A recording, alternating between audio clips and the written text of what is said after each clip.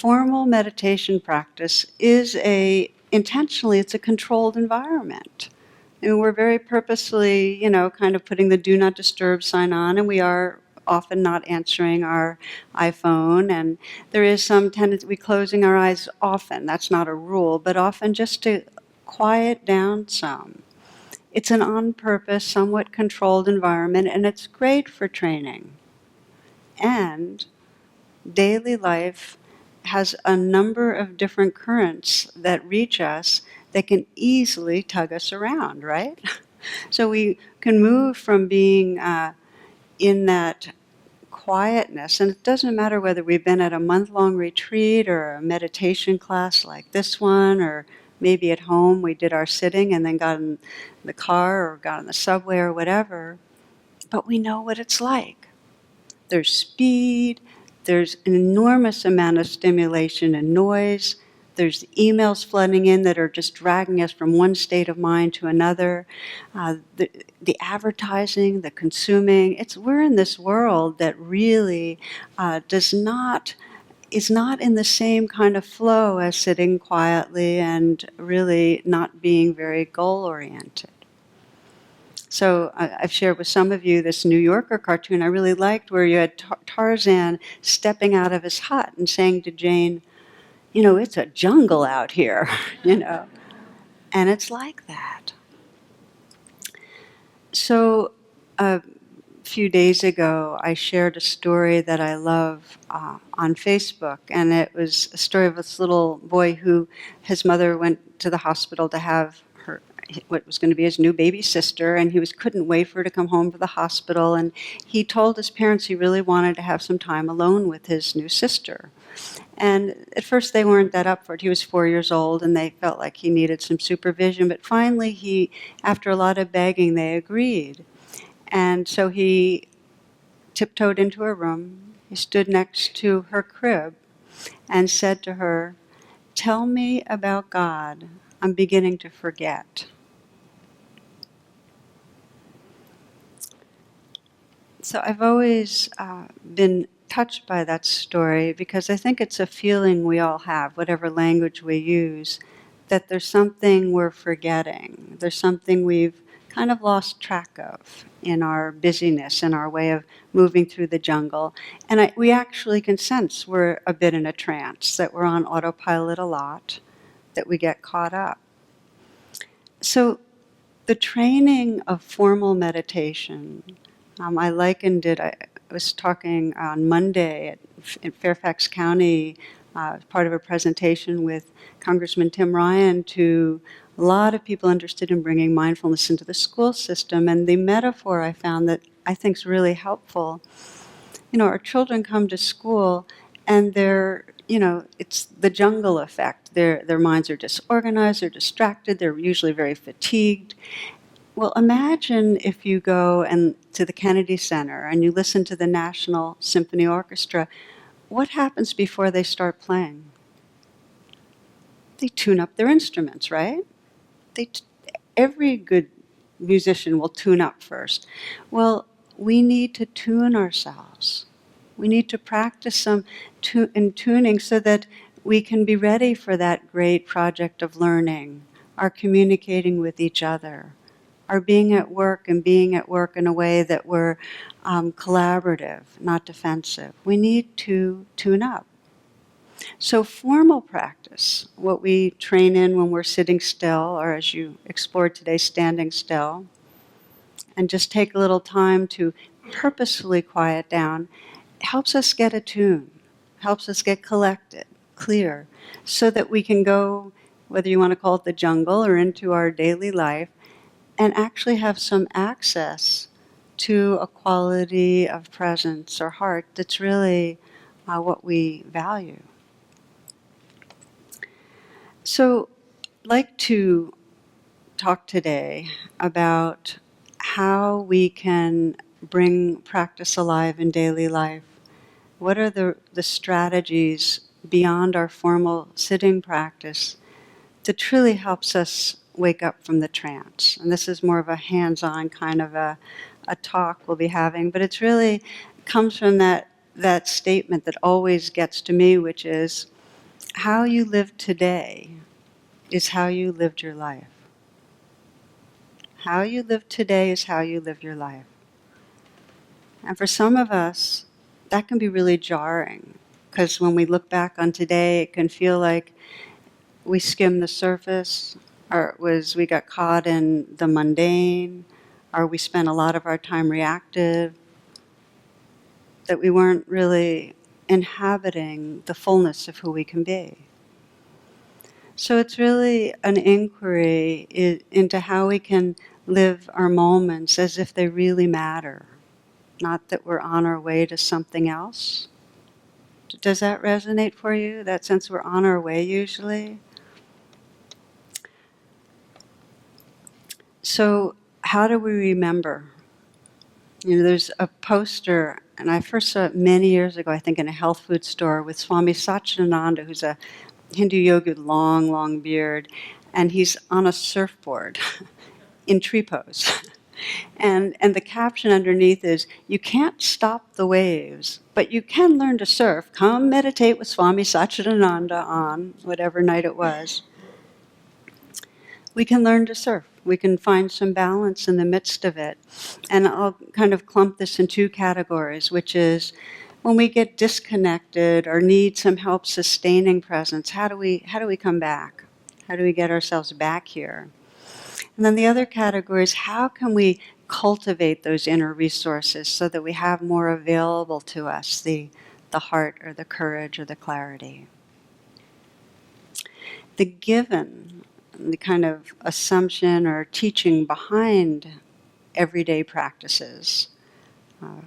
By the way, Ajahn Buddhadasa is a Thai teacher, master, monk. He describes this sometimes as everyday nirvana or moment-to-moment nirvana. Nirvana for everybody, where we can actually touch freedom, really, in the midst of whatever. And the given is our life will never cooperate with our expectations or our wants, at least not all of the time. Life doesn't cooperate. People don't cooperate with us. You know, our minds don't cooperate. Our bodies don't. So stuff happens, and I'll give you my personal example of stuff happening. The most recent one that was such a glaring stuff happened that I can't resist sharing, which is that this weekend I decided to take my sister who's visiting me. We went out early on Sunday morning, and I wanted to take her on one of my favorite little walks on the Potomac, and it's a kind of single-file, rocky, up and down trail. And we took our two dogs and single file went out a few miles. It was beautiful, very much that we got to a place I like just to kind of meditate and just feeling the day, and the day waking up, and the colors of the green of the trees and the river in the background. Beautiful. Turn around and start making our way back. And just again, we're a couple of miles out on this one-lane trail, and a runner goes by, and he says, "There are more behind me."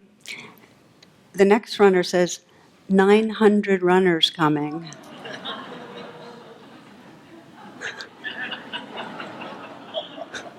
This is life not cooperating. This Gore-Tex not cooperating. So there we are. We had to make our way past 900 runners. And at first, I was very, very tight, and it was like, what are they doing on my trail kind of feeling, And Ajahn Chah, another Thai teacher, puts it this way. He says, if you're attached to things going your way, you're going to be in trouble. And if you're very, very attached, you're going to be in really big trouble. And what he does, sometimes rumor has it, he'd see somebody who was really suffering, and he'd go up to them and say, "Oh, you must be very attached." You can get it. So if you're familiar with the Buddhist Noble Truths, the first truth really is that dissatisfaction is pervasive, is universal, because things don't go our way. And we suffer when we attach to having things be how we want them, or resisting how they are. So I was attached. I was attached literally I was going against the flow, and I was not liking it. And it felt like a bad trip. I felt like I was like, the world was coming by me and I was in this bad trip. But by about the 186th person, I started getting this glimmer of understanding, which can be summed up to 2 words, which is, this too. You understand? It's like there's nothing outside the Dharma. There's nothing outside the path. This too was part of what was here. So started feeling myself walking, feeling the sensations of moving along and breathing and a bit more space as I went this too. And then by about the 360th person, there was more humor about it. And then I realized, I could be smiling I can smile at 900, well, now it was only 440, but I can smile. And there could be actually some good contact here. So the rest of the way was pretty interesting. A lot more awareness, a lot more space. And when we had a chance to cut off the trail, we did. And it got very, very quiet again. Very, very sense of, the kind of solitude we had been going for. So it was really different, but not that much better. It was just different, really. And the dogs, by the way, all this time were totally fine. They were happy. But this is the understanding that stuff happens. And the sooner we can go this too, and there are many different words for it. Sometimes I'll just say yes. Or sometimes it's just an energetic sense of making space for reality.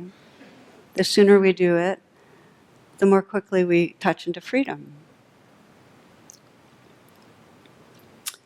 Some of you might remember a story I told some years back when the British were trying to create golf courses in India. They ran into a really big problem because monkeys would jump down from the trees and take their golf balls and throw them. And it really infuriated the golfers. Now, it might have been kind of punishment for trying to colonize another country, right? But anyway, this is what was happening. So they tried to build these tall fences to protect their game from these enterprising monkeys, but monkeys climb over fences.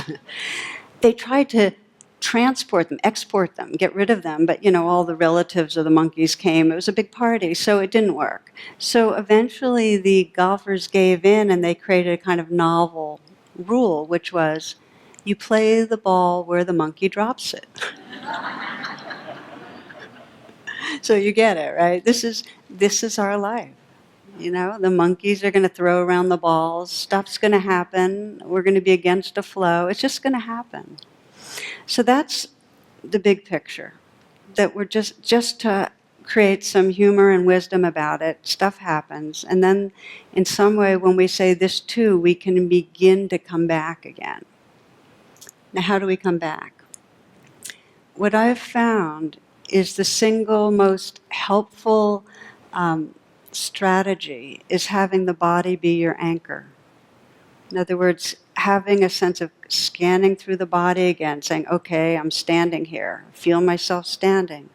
Okay, hands, feel these hands. Breath, feel this breath. So we begin to use the body as an anchor. There was a kindergarten teacher that asked the children what was the purpose of their body. And the response was, by one, to carry our heads around, So it's really to get that these bodies are here to live this life. We live through our bodies. And if we can get our body and mind in the same place at the same time, we can deal with wherever the monkey throws the ball. So, coming back to this body, it takes practice. You'll find if you're in a conversation with someone, and you are very on purpose when you're listening to also feel your breath, you're actually going to be less planning what you're going to say and more receptive. Okay? If you're walking to the post box or to the subway station or to the store, across the parking lot, and you actually feel your feet as they touch the ground, the sensations, the rest of your senses will be more there too. Why? When we're in thoughts, our senses are not awake. You're not hearing the sounds that are actually happening. You'll have missed out on that rain that was falling, right? So we have to come back to our bodies to be here for our lives. I mean, there's that line that life is what's happening while we're making plans for something else, right? So that's the beginning, is that we practice anchoring in our body, practice with activities that don't take a lot of thought first. If you want to start training in on this, because this is a training, practice in the shower. The shower, for most people, it's more pleasant than not, so practice there. It's amazing how different showers have become for me when I don't think my way through a shower, where I'm not just totally somewhere else, but actually feeling the pressure and the heat and the flow of what's washing through. Wonderful. Practice the shower. I also like practicing when I'm washing dishes. It used to be that I would wash dishes and everything was about how quickly can I get them done, get them lined up in the dishwasher, get everything done and get away. And now I actually feel warm water and suds and textures and movement. I don't always do it that way. It's like maybe 1 out of 5 times. But it's fun. So practice with what is a daily task that is very physical. The other place to practice is whenever you're walking. You know, we usually have a concept that we're walking and we're on our way somewhere else, and that is more what's happening than any moment that's going on. Do you know how much the swaths of time are through our day that we're actually going somewhere else and we're not here? Sadly, it's a lot of the time. Walking can radically change that. There's a trick, which is walk a little slower, a little bit. I always feel for myself, if I walk half as fast, I notice twice as much. You can tell what the difference between being in a car and a bike. It's kind of like that. You'll notice more. And because we're so speedy by nature, when you change the speed, you radically alter your reality. So I'm just throwing out some things to experiment with, but walking's a big one. On purpose today, I wanted to have us do a standing meditation. How many of you like doing the standing practice? Can I see the hands? Okay. Those of you that aren't here, it's 3/4 maybe. I stand and meditate as much as I sit and meditate. I'll just stand still for 45 minutes.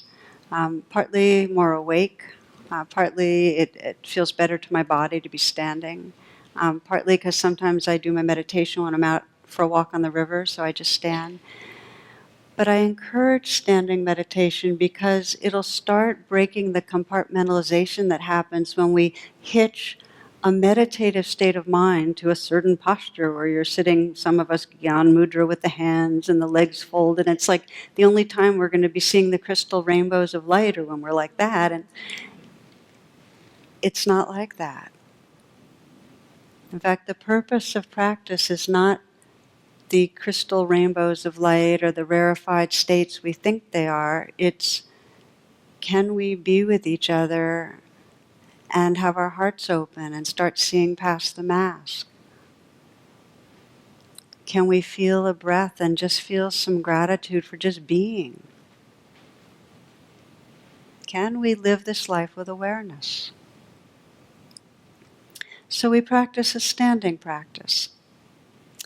Another coming back practice that's very key to the whole path is the sacred pause. And I talk about pausing a lot. I'm just going to take a few moments on it now because I think many of you have experienced how most of the time we're kind of toppling into the future. We're on our way, as I've been mentioning, somewhere else. And we can't just wake up out of trance unless we can sense some stillness or some silence. We can't wake up. This is Arthur Rubinstein, who's a well-known pianist, was asked, how do you handle the notes as well as you do? Here's his response. He says, oh, I handle the notes no better than many others, but the pauses, that's where the art resides. So the pure stillness of a pause forms the background that really lets the foreground take shape with clarity and freshness. And we know that. We can see that in artwork. You can see, especially in Asian artwork, Japanese, you can see the sense of space and how much the space is what allows the form to express. There's a beautiful poem called Fire, and one of the lines is, what lets fire burn is the space between the logs, the breathing space.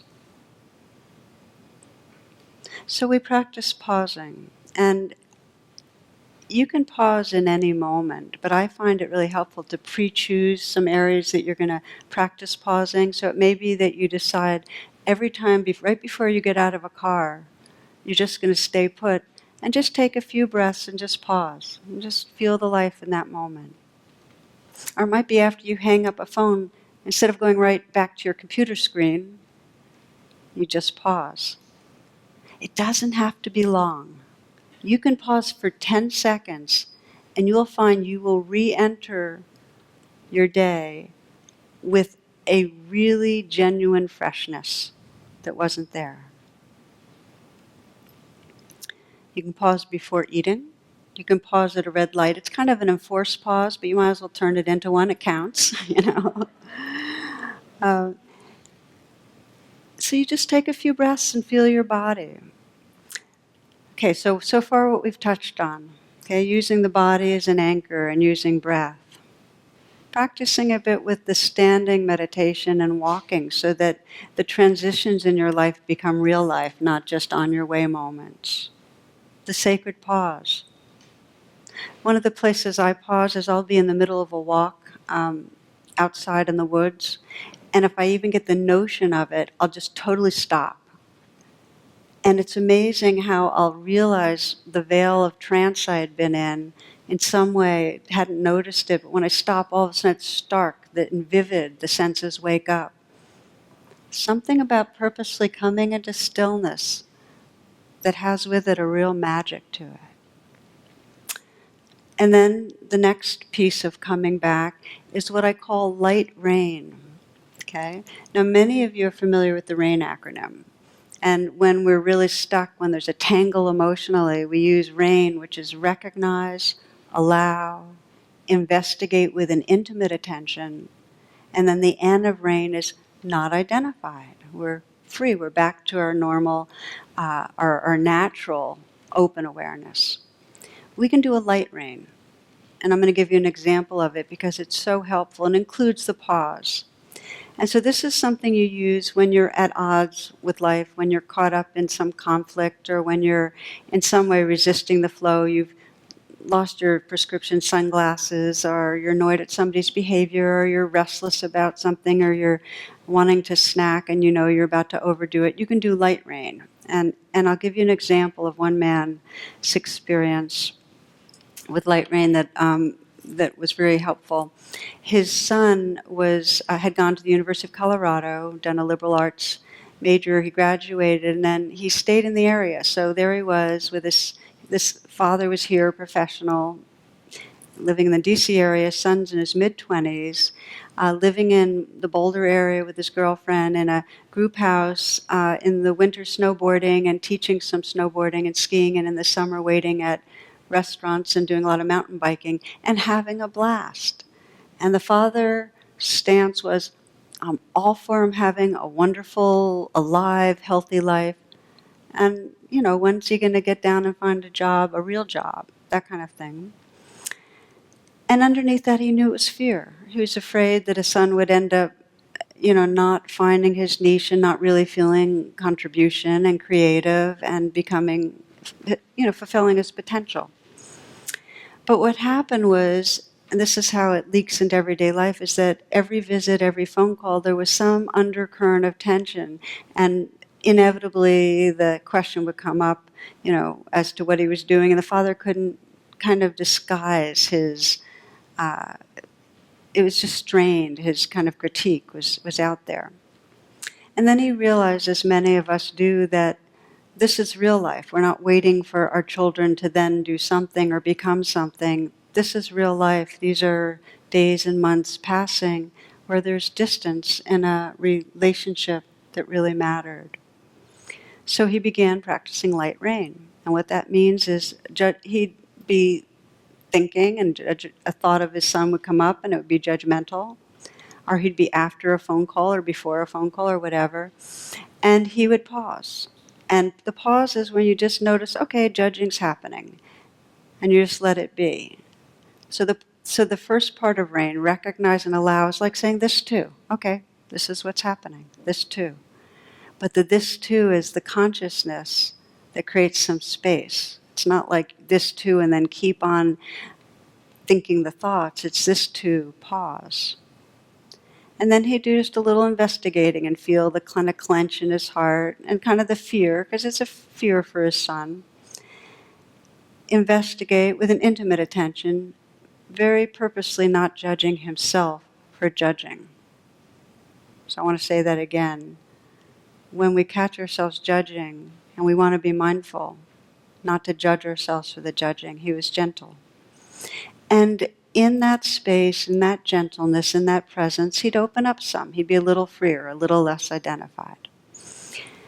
He did this hundreds and hundreds of times, because probably thousands of judgments would come up, but he'd catch enough of them.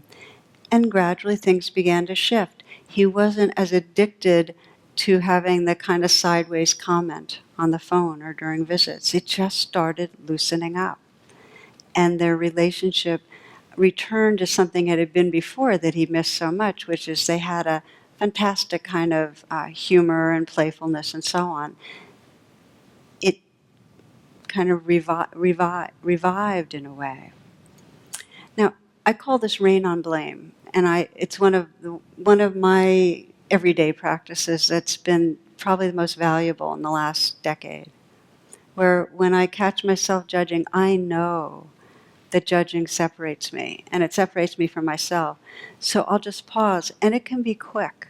It might be 25 seconds, but I'm not as much in the trance of judgment. For this man and his son, after about 8 months, his son started sharing his worries because he and his girlfriend wanted to get married, they wanted to have children. So things actually changed even more than just resuming their banter. But the beginning of it was practicing this light rain. So I thought maybe, let me see what timing. Yeah, let's just do a little bit of practice. This is an everyday practice that can really make a difference.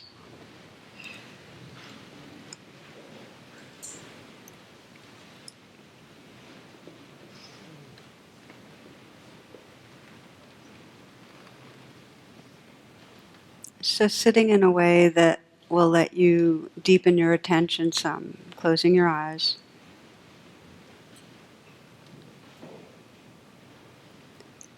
Now, a light rain is done on the spot when things are happening. So you're actually doing a reflection about light rain.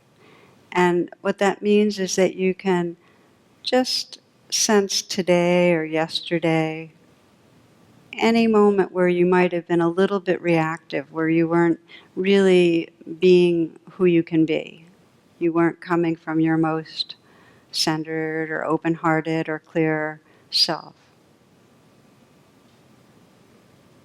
Any moments, today, yesterday, the day before, last year, for some maybe.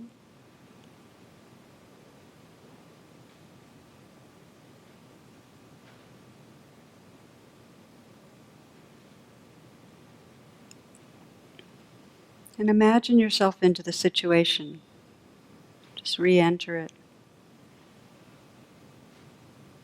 So you can recognize the emotional reactivity. That's the R of rain, and just allow it to be there.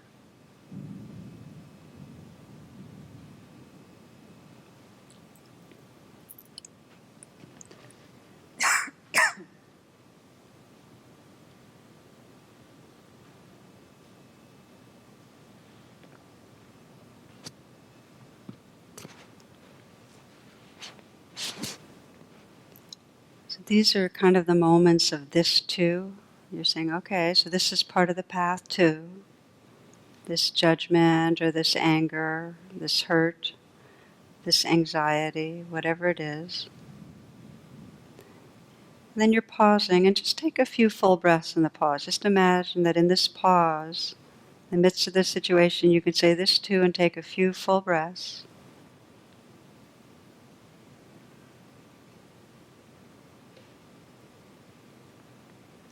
This helps to anchor you in the pause. And just take a moment to investigate with some kindness whatever feelings are involved in this situation.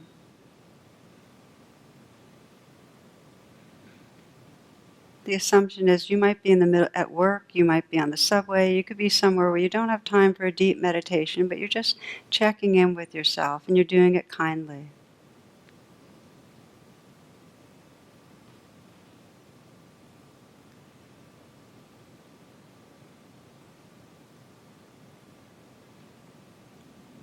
You might still feel your breath, and just imagine that you can then resume whatever activity you were involved with.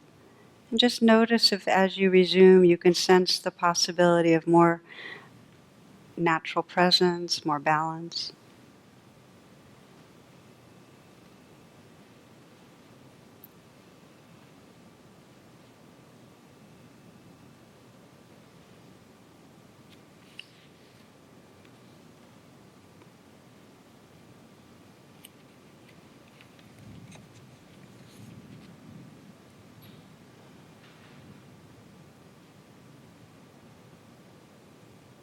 When you're ready, opening your eyes. Good. So this is something to experiment with. Just these kind of mini pauses where you notice what's happening, you say this too, you take some breaths, you kind of check in, and you move on. And the only thing I really encourage you to do when you start moving on is just notice the difference. It's pretty magical what this pause for light rain can offer. Which brings us to the next part of the last piece that I want to cover with you, which is what I call resourcing, where you start accessing your resources in daily life. And we're pretty habitual creatures. You know, our thought patterns and our behaviors and our emotions, the same constellations seem to keep arising and arising. So resourcing is when you actually change your habits some, like what we just did, where instead of going ahead and just saying what you want to say or reaching into the refrigerator or whatever, you know, sending off the email, you pause, you go this too, you feel your body, you feel your heart. You actually have more resources available. And there's an understanding that neurons that fire together wire together. So the more you keep practicing judgment, the deeper the grooves are. Or the more you practice going back and snacking and then having another and another, the more the addictive grooves are played out. So the idea of resourcing is shifting our patterns in a way that we can actually practice new habits that allow us to really be more true to ourselves. One of the inspirations, positive psychology, Martin Seligman, to really exploring how can we rewire ourselves so that we're really resting in our full potential.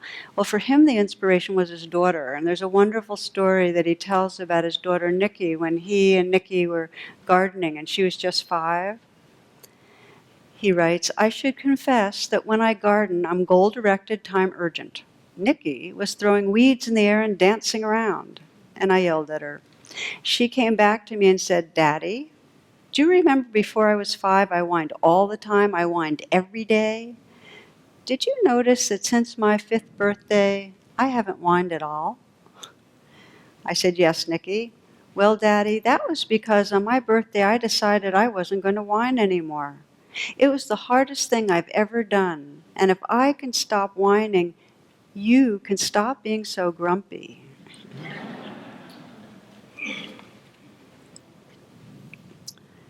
We can practice new habits, and the beginning of it is intention.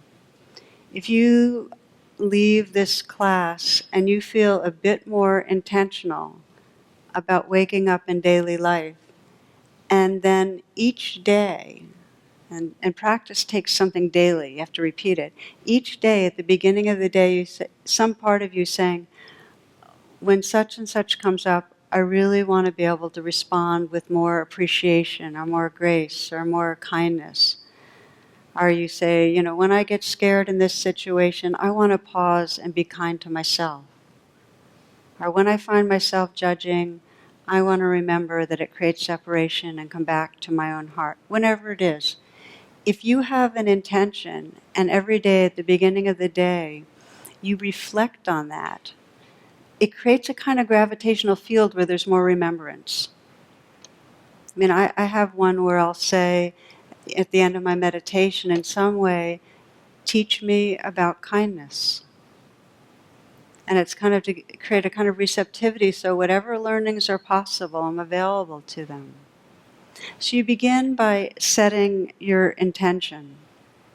That's the practice that will call on your resources, change your habits. It's a great storm, isn't it? That's confirmation for intention. Yes, it's a good thing. Saul and Mort are walking from religious service. Saul wonders whether it would be all right to smoke while praying. Mort replies, well, why don't you ask Rabbi Schwartz? So Saul goes up to Rabbi Schwartz and asks, Rabbi, may I smoke while I pray? Rabbi Schwartz says, no, my son, you may not. It's utter disrespect to our religion. Saul goes back to his friend and tells him what the good rabbi told him. Mort says, I'm not surprised. You asked the wrong question. Let me try. And so Mort goes up to Rabbi Schwartz and says, Rabbi, may I pray while I smoke? To which Rabbi Schwartz eagerly replies, by all means, my son, by all means. Setting our intention to be awake in the midst of whatever it is. So find out what your intention is. What is it you want to aspire to? And practice each day, either naming it or asking for it, praying for it, letting it be in front of you. The second piece is, as we move through the day, what do we pay attention to? And we've talked a lot in here about how we have an evolutionary bias towards the negative, that if there's something threatening coming up, that's what we pay attention to rather than the thing we're excited about. If something bad happens, if we talk to a number of people and one person gives us negative feedback, everybody else is affirming, we glom onto the negative. So the next practice is when something good happens, meaning when you have evoked in you some sense of wonder, our appreciation, our happiness, our peace, whatever it is, stop. You want to retrain the brain by stopping and breathing and feeling it. Get to know it. This is a very neurologically based practice. If you want to rewire yourself, stop when you're feeling good and get really familiar with the sensations and feelings and mind state of that. And then it becomes neurons that fire together, wire together. It's more available. Okay? One friend, the way she teaches about this is that when you're feeling a sense of happiness or wonder or good feeling, when you stop, take 10 breaths. And with each breath, let yourself feel the fullness of that experience. And that creates a little more structure around it.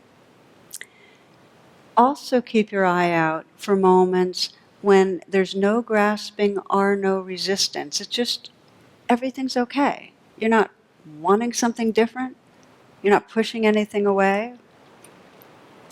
There's a wonderful story about Kurt Vonnegut and Joseph Heller, who wrote Catch-22. So they're at this party that's thrown by a hedge fund manager who's billionaire. And Vonnegut informs Heller that their host makes more in one day than all the book sales from Catch-22. And this is Heller's response. He says, yes, but I have something he will never have. So Vonnegut says, what's that, Joe? The response is, enough. I know I have enough. please notice your enough moments. They're precious. I mean, it might be right now as you're sitting here that there's not like a sense of, oh, I need things to be different. There's not a resistance. And there's rain, there's the sounds of the rain. You might start feeling your body sitting here. Just feel whatever mood's there. It could be any mood, but it's okay that it's there. There's a kind of this too. That's a moment of grace.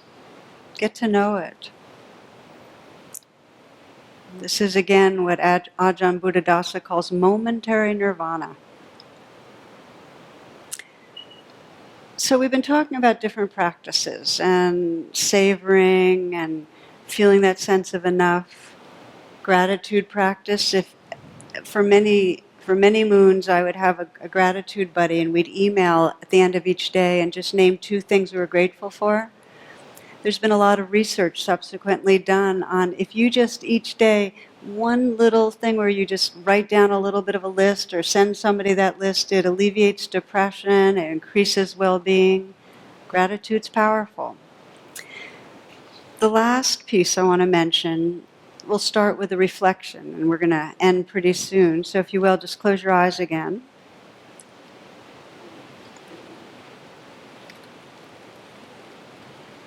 And as you close your eyes, let your senses be awake.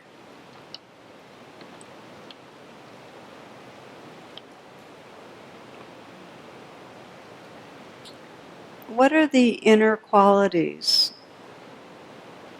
when you're at your best, when you're most at home in yourself?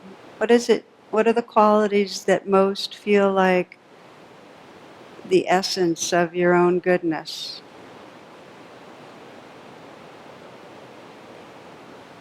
Is it generosity? Is it being calm? Is it energized, creative, caring?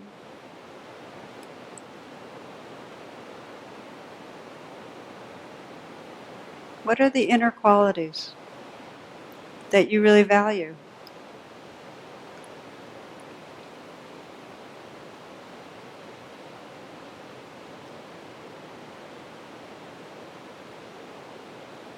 And as you sense them, also sense what enables you to connect with those qualities.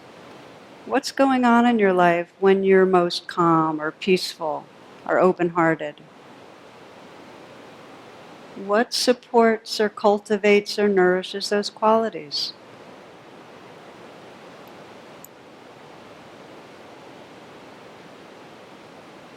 Some of you might be thinking about the time in nature. Others may be listening to music. Somebody might be thinking about working in a garden or doing yoga. Some of you might be considering being with certain loved ones, meditating.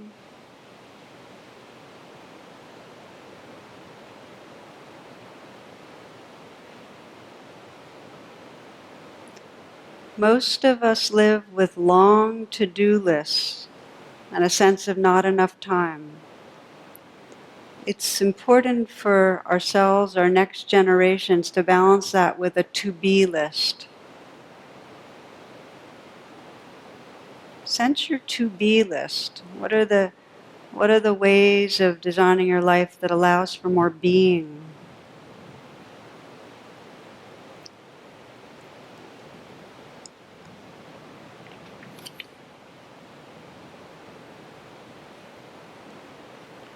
And to continue this reflection, you might sense, in particular with other people, what it is that allows you to really be fully who you are with others.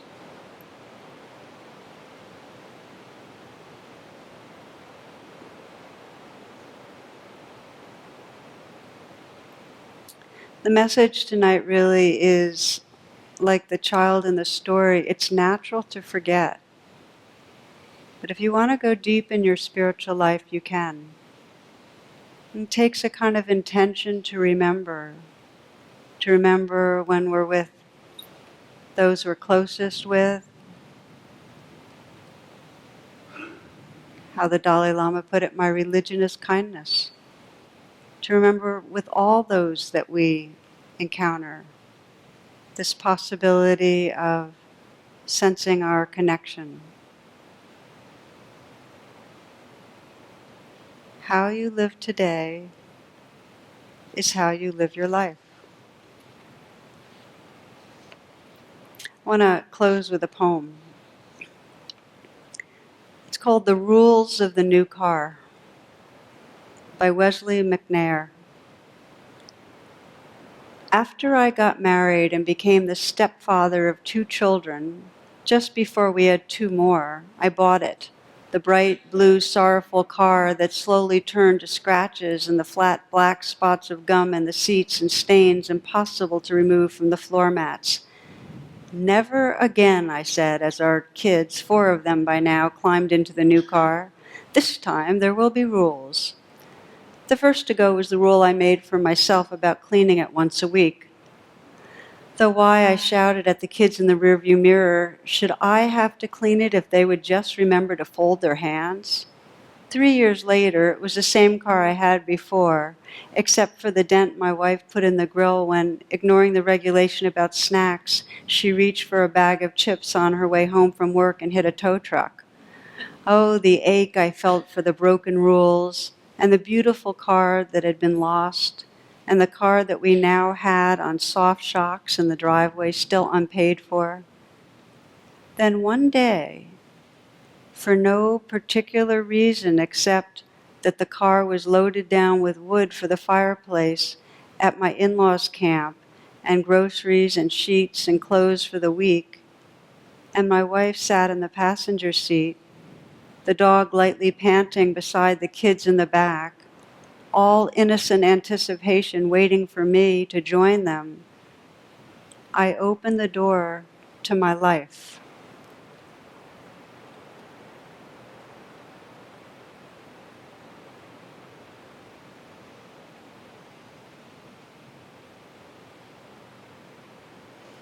So we close in a simple way tonight with the loving kindness practice to just sense as you breathe in and out that the breath could be at the heart.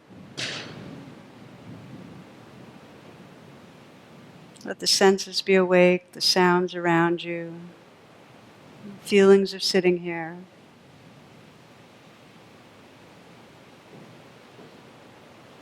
And sense yourself holding your own life in prayer. May I live today as if it's real life, this moment as if it's real life.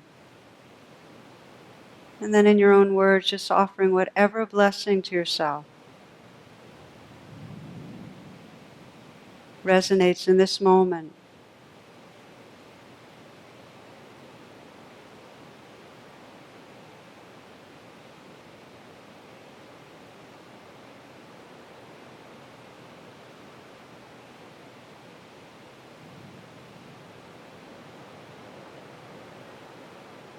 And sensing each other, those that are sitting here near you, those in the room, those that join us listening or watching the podcast, those everywhere,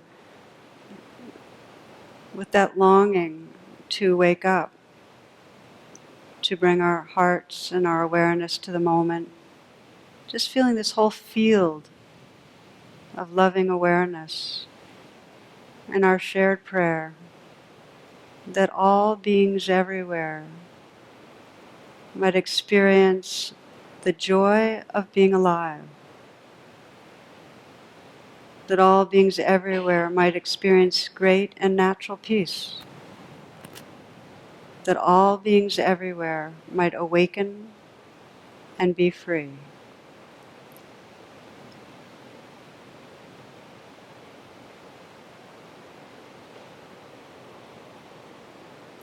Namaste and thank you.